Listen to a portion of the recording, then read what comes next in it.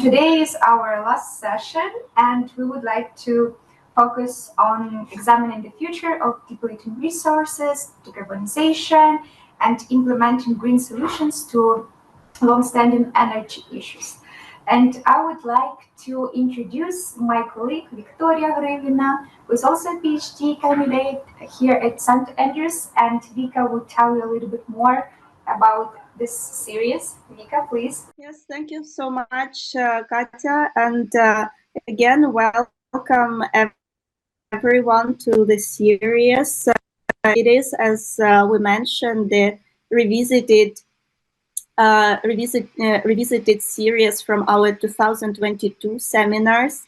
And today we would just like to focus on what has happened in this past 2 years, because both professors Balmaceda and Mykhnenko have been our guests in our previous sessions, and I think that it would be very interesting to look at their perspectives today on Ukrainian energy. But first off, as we have decided to call this seminar depletion and exhaustion, and in a way it reflects the feelings of many of Ukrainians about the war. And first I would like to introduce a small artwork by Tetiana Pukhnavtseva. Tetiana Pukhnavtseva is a young artist from Kharkiv and based in Kharkiv. She works with the themes of powerlessness, depletion, and fragility. At the moment, her personal exhibition can be viewed in the Contemporary Art Center in Dnipro. And it is also called the Ragged Edge or the Torn Edge, and it is dedicated to this feeling of powerlessness of a small human being in the face of the dramatic and big events, but at the same time at the resilience of this seemingly powerless and seemingly poor person. So I will show you her land art work that was exhibited in November 2023 in the Botanical Garden of Kharkiv. It is, I will show you this, hopefully you can see it. This work is called The Memory of Black cornflowers or black bluets, and it is a kinetic object. So these are 3 windmills with hands that are placed in the sort of ravine of the botanical garden. So the wind does not always or very rarely touch upon them. I will switch the video off and read Tatiana's text. So the black wind shakes the grass that has lost its colors. Heart of the heart, multitude of hands, circle of memory. I'm standing and you also stand. The landscape experiencing the war is tired, frozen, destroyed and tense. The premonition of winter only intensifies the feeling of nakedness, the insecurity of space. However, when everything is laid bare, what remains? The windmills remain. They grow among the black simple grass, and they have hands, delicate, vulnerable hands, as a reminder of the lives preserved, of the continuation of a fragile existence. I am, and I am here. The windmills are not located on top of hills, but in the lowlands between, contrary to their function, logical in peaceful life. I am, and I seek protection. I am, and I will help you.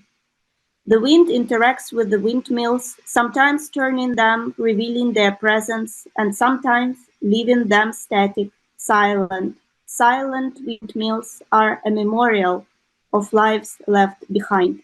I am, and I remember you. Yeah, thank you so much, Vika.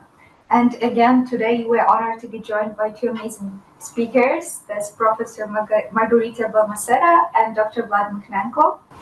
And so we'll hear from each of our guests, and then we'll move to a short Q&A and open the floor for a broader discussion. So it's my privilege to introduce our first speaker, Professor Margarita Balmaceda, who is a professor of diplomacy and international relations at Seton Hall University. Concurrently, she is an associate at the Harvard Ukrainian Research Institute and has the study group on energy materiality, infrastructure, spatiality, and power at the Hans Wissenschaft College.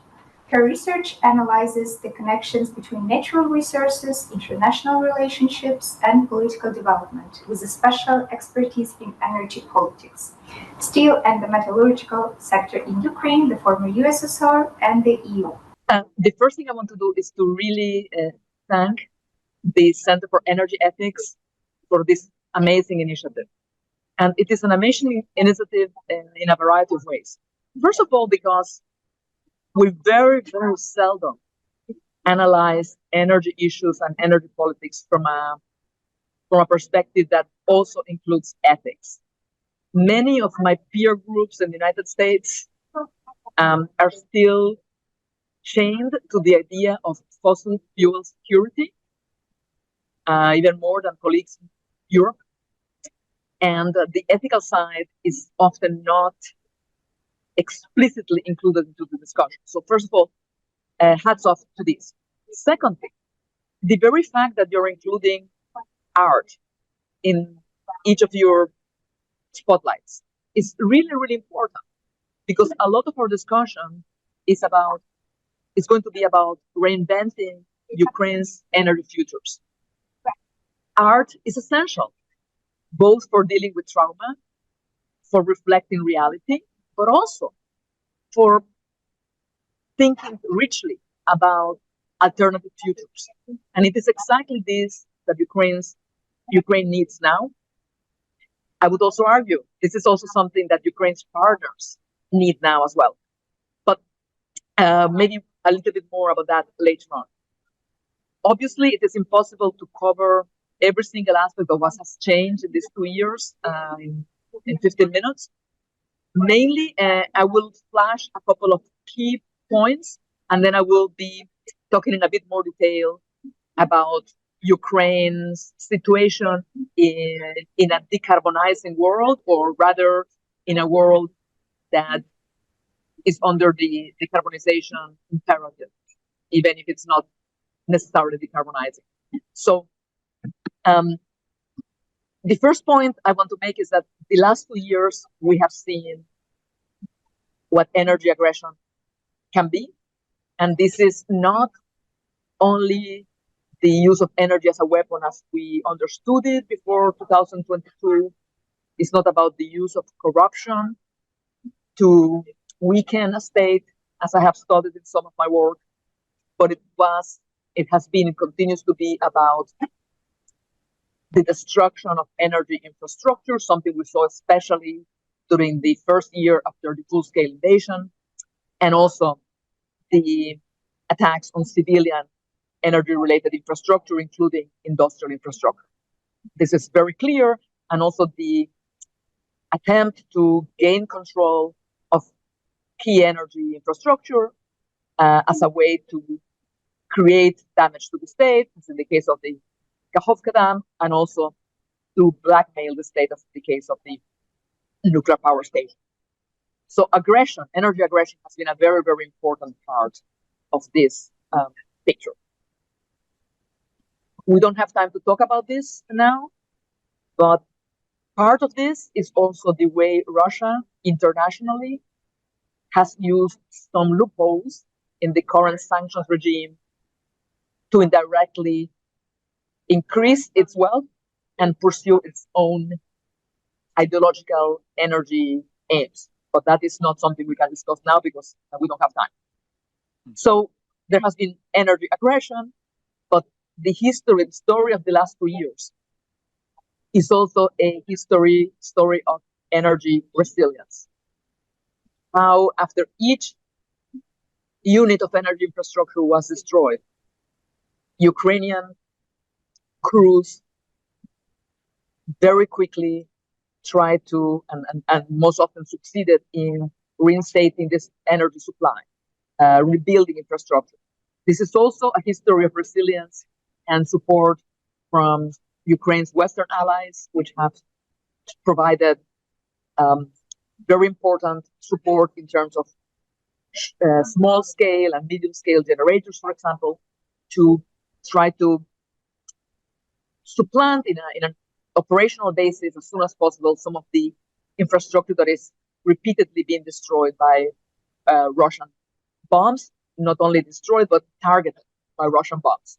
So it is a history, a story of 2 years of targeted energy destruction, but also a history of resilience. And in this way, what we have seen in the last 2 years, in many ways reflects the philosophy and the sentiments in the work of the artist that has been discussed today, Tatiana Putletseva, because these are the issues of powerlessness, but also resilience and power in resilience. And I will be getting back to this a bit later. So part of this has led to a reinvention. Ukrainians, the Ukrainian state, Ukrainian individuals have had to reinvent its energy system. Part of it has to do with reinventing day-to-day supplies under the weight of targeted destruction by Russian bombs. Part of this has been about reshaping the resiliency of the system, considering not only those targeted attacks by Russian bombs, but the use by Russia of control of specific units of energy infrastructure for blackmailing purposes. And part of this reinvention has been related to the imaginings of a post-war Ukraine where perhaps there could be a move to a totally different energy system, not based on heavy fossil fuel and nuclear use, but to something else. And here, if you look at the situation in electricity production, this slide says energy, but it's electricity production in 2023, you see a situation where renewable energy is still rather small, and where coal plays a very important role. Ukraine, in May of 2023, which is really amazing, in the middle of an aggression war for Russia, passed its new national energy strategy. And the key point of this energy strategy is the aim to decarbonize Ukraine's energy sector by the year 2050. That's a very, very ambitious goal in any case, and especially in the case of a country that is under war and under attack by a much more powerful aggressor. Key points here are very ambitious targets for increasing renewable energy, a little bit more controversially, increasing the capacity for nuclear energy, and also, which I think will be most important, increasing the targets for the use of renewables-based electricity in end-use sectors. So we're talking here about transportation, electrified transportation, about industry. And this is something extremely important. But in the same way that we can talk about the goal or the ambition of reinvention, we need to talk about path dependencies and about limits to this reinvention. And I just want to jot a few points here about these path dependencies, because they're important in terms of understanding the framework in which Ukraine can act and the factors that affect what can be done in Ukraine. So we have long considered Ukraine as a taker of energy. So much of my work and the work of many people was framed under the idea of Ukraine as an energy dependent state, a state that was dependent on natural gas imports, oil imports, even coal imports, despite significant production. But it is important to also understand Ukraine not only as a taker of energy, but as a supplier as a supplier of energy infrastructure that allows for stability in the system. The slide I have here is a stylized map of the natural gas transportation and storage system near Uzhhorod. The point I'm trying to make here is that Ukraine provided not only markets for Russian natural gas, but also very important, obviously, transit services, but also system stability services. Because if you look at the case of natural gas, balancing the market and ensuring a certain degree of pressure in the system is essential. So this is going to be a very important point to keep in mind as we think about Ukraine's future roles. Because on the one hand, the provision of these energy stabilization services that were actually very important for Russia's ability to export its natural gas can also be used in Ukraine's relationship with the European Union. A lot of the natural gas storage facilities located near Ukraine's western border are essential also for the European Union's energy security. But the reason I'm mentioning this now, when we're talking about the limits to the reinvention, is because some of the path dependencies, some of the roles that Ukraine played until 2022 continue to be played. Until 2022, Ukraine was a very important player in the transit of Russian coal. That's a kind of separate story, which maybe we can discuss later. Oil, but especially natural gas. And here you have the maps. This is from my latest book, Russian Energy Chains.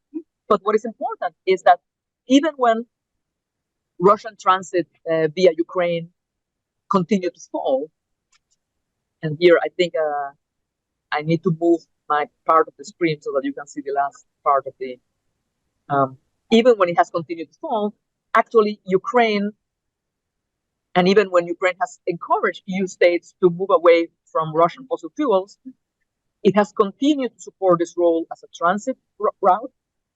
And when most other natural gas transit routes, Nord Stream 1, Nord Stream 2, the Yamal pipeline through Belarus and Poland have been disrupted, transit through Ukraine remains reliable, which is very, very interesting in terms of the interface between politics and economics, but also in terms of Ukraine's commitment to remain a stabilizing factor in that larger market. At the same time, we know that the transit contract between Naftogaz Ukraine and Gazprom is expiring, and it's quite likely that this role will not be played anymore. So I'd like to say a few words about Ukraine in a decarbonizing world. I think this is the key point where imagination and ambition are essential.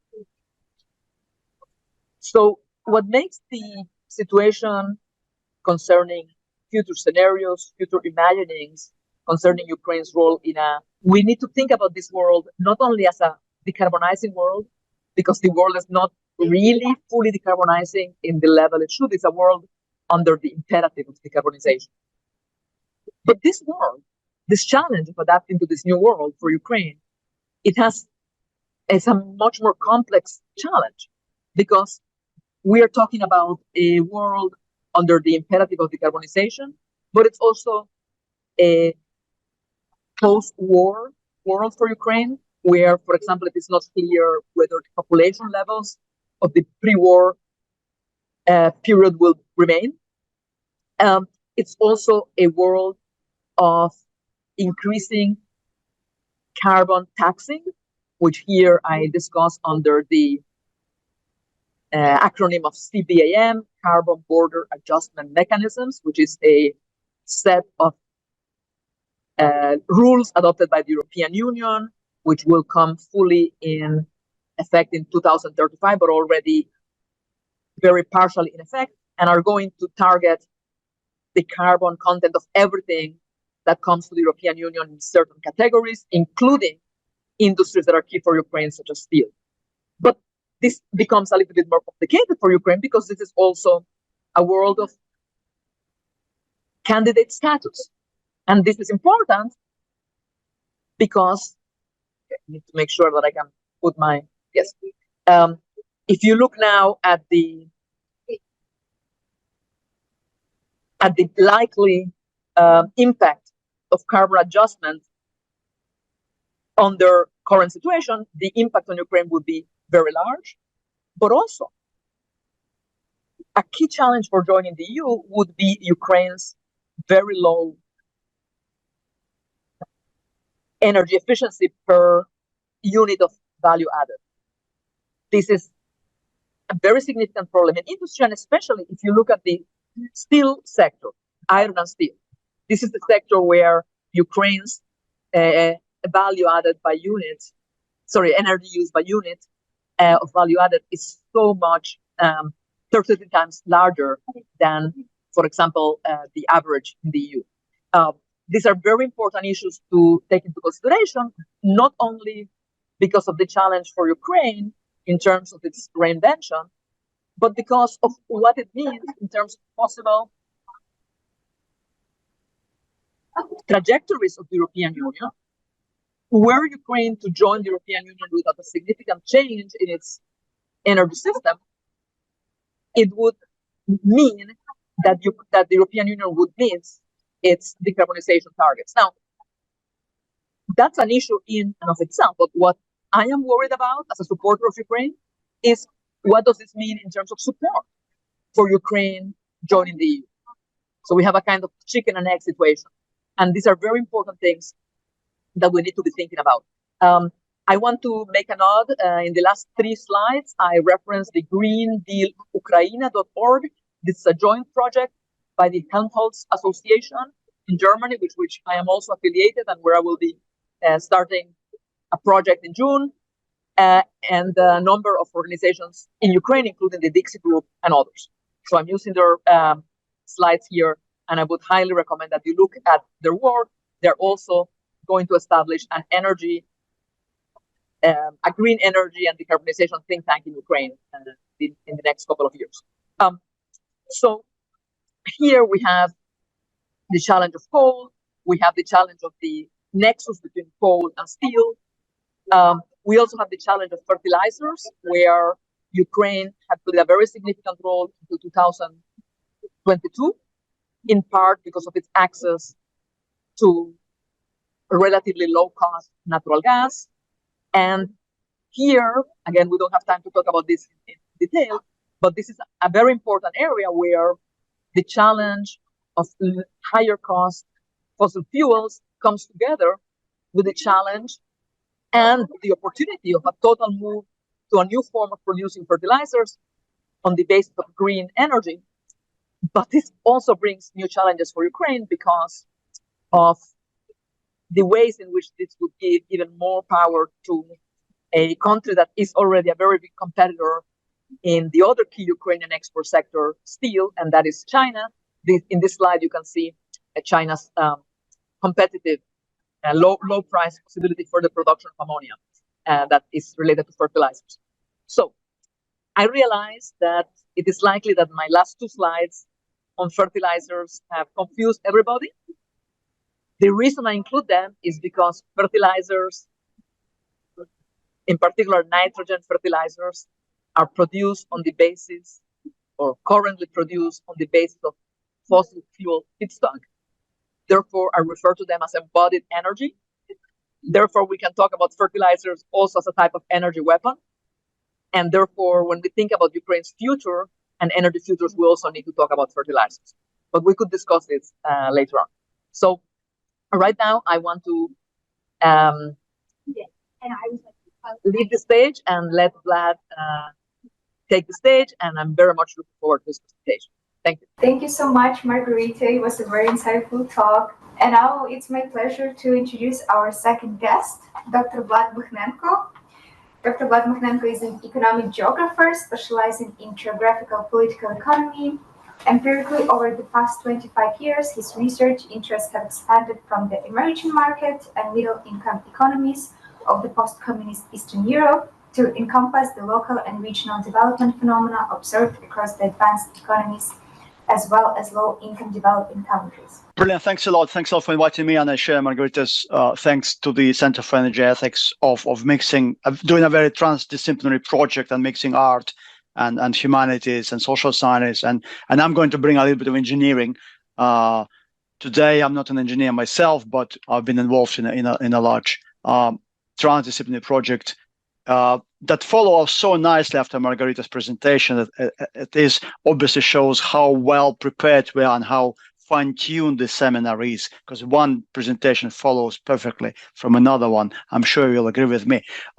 So we are starting with the kind of context of obvious destruction in Ukraine and the war damage. And the questions we've been working on is try to see how much demand there will be and how much impact the post-war reconstruction in Ukraine will actually produce in terms of multiplier effects, in terms of the total output, gross value added, income, jobs, how much stuff will be produced for Ukraine to plug the gap of this enormous damage, the total damage to buildings, infrastructure, housing, public transport, healthcare institutions, education institutions, because the destruction that is now valued at something between 152 billion US dollars to 155 billion US dollars. The estimate is actually quite the same.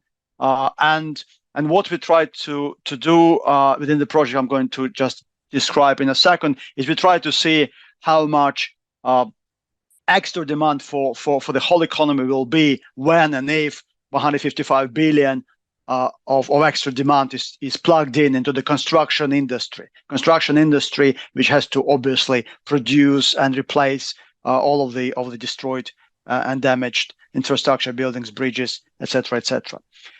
And so, in this context of the total loss amounting to the almost $500 billion, we need to think about the obvious, right? Margarita and also Victoria mentioned resilience. We need also talk about building back better, trying to make something more efficient, but also in this context of total destruction, there are also opportunities for really building something anew, right? Not just rebuilding stuff that we used to have, and not just rebuilding similar things, but rebuilding really new things. And in this context, I'm going to talk about a project on decarbonizing Ukraine's main industry, steel industry.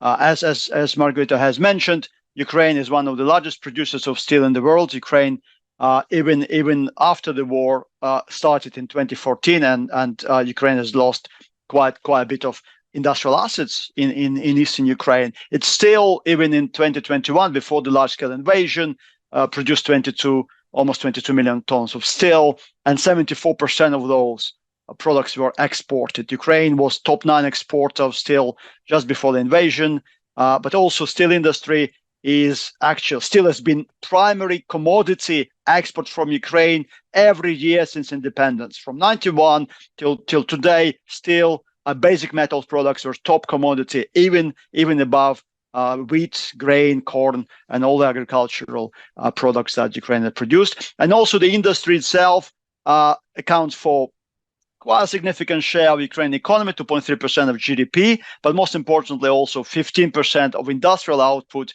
And before the war in 2021, steel companies paid $3.5 billion of taxes in the state budget. So it is an important industry for the economy generally, but also for the public sector as well. Those of you who have never been near a steel mill, I'm going to show this particular infographic, or kind of a moving picture from US Steel, American Iron and Steel Institute. Effectively, what I'm trying to show here is that whether you know how steel is made, whether you don't know how it is made, effectively it involves a lot of burning particularly coal to melt iron ore. And iron is part of the iron ore, and then you extract iron, and then you make iron into the various things, including steel. There is another option by burning that using electricity.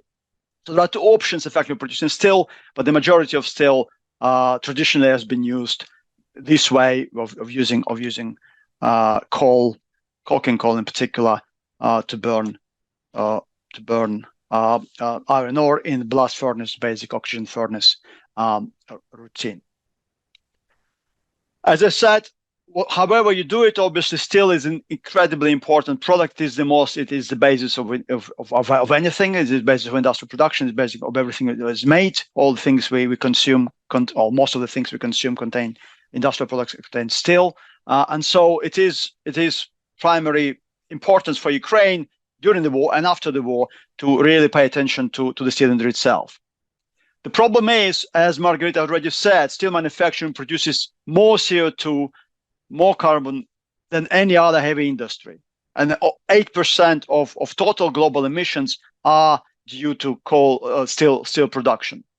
Steel produces more carbon than chemical industry, and even more carbon than cement industry, which is second largest polluter of CO2 in the world.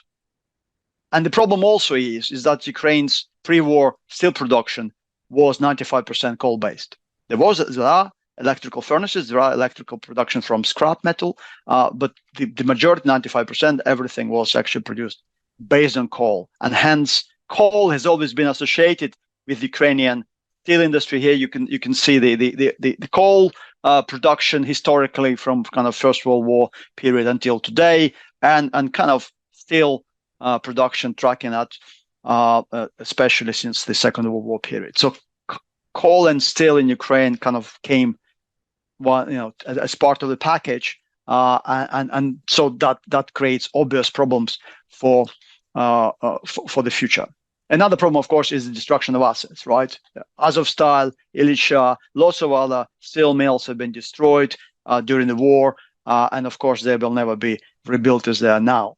Hence, there are lots of issues that we need to deal. Again, Margarita has mentioned CBAM. CBAM is a carbon tax that is increasingly rolled out through the European Union, and also UK has its own version of CBAM. So both UK and EU generally will start applying a carbon tax fairly soon, and hence everybody has to prepare. Green steel is an option, and green steel is a way in which Ukraine could continue utilizing its iron ore deposits and assets, but without the use of fossil fuels. Green steel effectively is either producing steel through using electrical furnace process, but for that you need to have a renewable electricity to call it green steel, not just coal-powered electricity, because that's nothing new. Or you can use hydrogen, in particular green hydrogen, which is another solution, a bit more complicated. There are lots of discussions on it, and it doesn't exist in abundance just like that. But effectively, we need to create an industry that is based on renewable energy, and hence renewable energy becomes really important. So in this study, which I need to actually describe all of our participants, Alexandra Devlin from the Department of Engineering Science at Oxford, myself, Nicola Salmon, also from the Department of Engineering at Oxford, and then also two Ukrainian refugee scholars, Anastasia Zagoruchik and Miroslava Soldak, working together at Oxford. We've been working on trying to decarbonize effectively create green steel transitions for Ukraine. And it has been a large project, and I'm just going to show a few sort of highlights of what we've done, and also to show that there is a huge opportunity for Ukrainian green steel production and green steel transformation generally. I know we're short of time, so I'll have to jump a little bit faster to leave some time for questions. But effectively what we did and what effectively engineers have done, I'm not claiming a lot of input into that process. We measured 1 degree by 1 degree grids of the entire Ukrainian territory for the best possibility for hybrid combined solar and wind power, and also for possibilities of production of hydrogen and also green ammonia, as we mentioned. So this is the map of a very expensive map, I need to add, of where the cost minimized, the effectively most effective places are for Ukraine to produce combined solar and wind power. And also those dots show where the pre-war assets were. And as you can see that we have quite a massive untapped potential of combined solar and wind in what we, on the map, speaking kind of northwestern part of this map, and not a lot of assets were built there. We do have obviously quite a bit of solar and wind assets in southern Ukraine, and that was already utilized. But also we have places where it's not cost effective to produce renewable electricity, and unfortunately we have quite a few assets there. So there is a kind of mismatch between where the optimal location is for renewable energy and where people used to invest in renewable energy. And of course, after the war, this could be revised. But effectively, we have those grids in which we know which are the most cost-effective places to produce electricity. So that's one part of the jigsaw puzzle.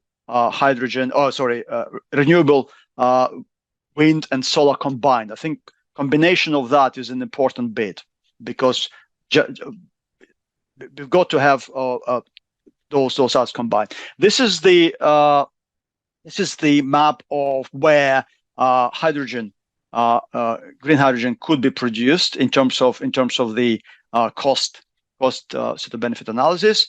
The map looks not very dissimilar to the one on solar and wind, but slightly different. We've done calculations of it's effectively 77 kilometers by 100 kilometers kind of grids. And finally, this is the cost of ammonia production. Again, you see the cost here, and you can see the map. Again, similar probably to hydrogen production. So if we looked at where in Ukraine will be the most effective places to produce renewable energy, hydrogen, and ammonia for the future, and also we looked at offshore. This is the cost minimized results for offshore wind plant energy, production of electricity, and also hydrogen and ammonia here. And we looked at, and you can see obviously the light is cheaper and the darker is more expensive. So we looked at all the types of renewable energy, but also we put into the mix nuclear, hydro, gas for various scenarios, right? Obviously, various energy mixes for the transition, and see how much it costs and what is more cost effective for the period of 10 to 20 years reconstruction and transformation of steel industry. I'm not going to give you the various details, but this is effectively what it looks like, the actual, the grid, and this is what the current pre-war iron and steel assets where they're located, right? Various railway crossings, obviously steel mills, ports, etc., etc. So this is kind of the picture of the current steel industry, or kind of pre-2020 invasion steel industry in Ukraine, including also obviously coal mines as well there. And what we are looking at, we are trying to figure out how much output, will be needed for the reconstruction effort. We have two scenarios of partly liberated Ukraine with a slow recovery and a slow accession to the EU, and we have another scenario of fully liberated Ukraine with a more rapid accession to the EU. So two scenarios: partial liberation and slow recovery, and full liberation and strong recovery. And obviously that depends, and those two scenarios produce different demand concerns, and also we've done some other complicated things I'm not going to talk about. But effectively, we have quite a good understanding how much energy needs is there in electricity, in hydrogen and green ammonia, and how much actually the need will be. We have understanding of the cost. We've costed everything there as well.